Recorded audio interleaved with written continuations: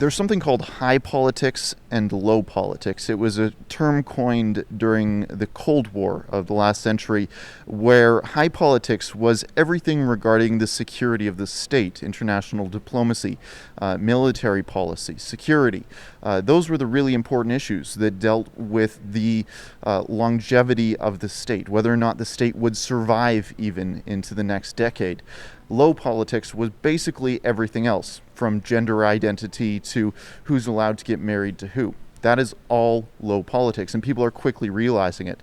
This global pandemic is causing a political realignment. We can see it every day. And just yesterday, in a private phone call, yesterday I thought it was actually a public-facing call. Turns out it was a private call with just stakeholders. The Premier of Alberta decided which side he was going to be on this political realignment. And it has to do with whether or not you're going to capitulate with China, the World Health Organization, and the United Nations. So there are those who are supporting the Communist Party of China, and then there is everyone else. And Jason Kenney, in a private phone call just yesterday, said, and I quote, "China lied to the world." That is a very strong statement that we're hearing from the Premier of Alberta, and it's a statement that would never come from the mouth of Justin Trudeau. PM Blackface has admitted that he's a big friend of Communist China.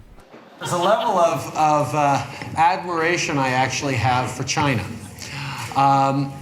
because their basic dictatorship is allowing them to actually turn their economy around on a dime and say, we need to go green as fastest. We need to start, investing in solar. World leaders need to decide which side of the coin they're going to fall on, whether or not they're going to support the freedom of the West, or whether or not they are going to capitulate with the East, with China. We remember back during the Cold War when America had their very own traitors, Bernie Sanders going to the USSR for his honeymoon. I think I speak to everybody saying that we were deeply moved and impressed by the hospitality of Mayor Ryabkov, Yaroslav, and all of the people that we met. They were just as friendly as they could possibly be. Certainly want to see a sister city relationship established with Burlington. The way it's done in the Soviet Union, whether they're going to have to go through their bureaucratic process through Moscow. Our hope is, it's at this stage still tentative, but our hope is that a delegation from Yaroslavl will come to Burlington in late September or early October.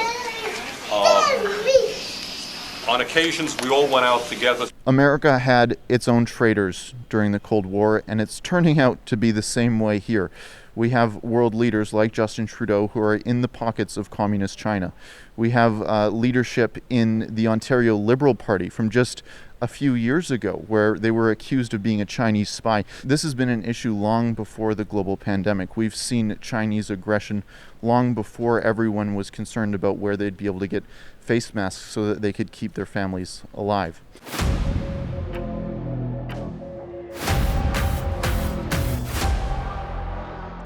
Hey, thanks for checking out Rebel News. Be sure to like and subscribe to us here on YouTube and click the notification bell at the bottom of this video. That is critically important.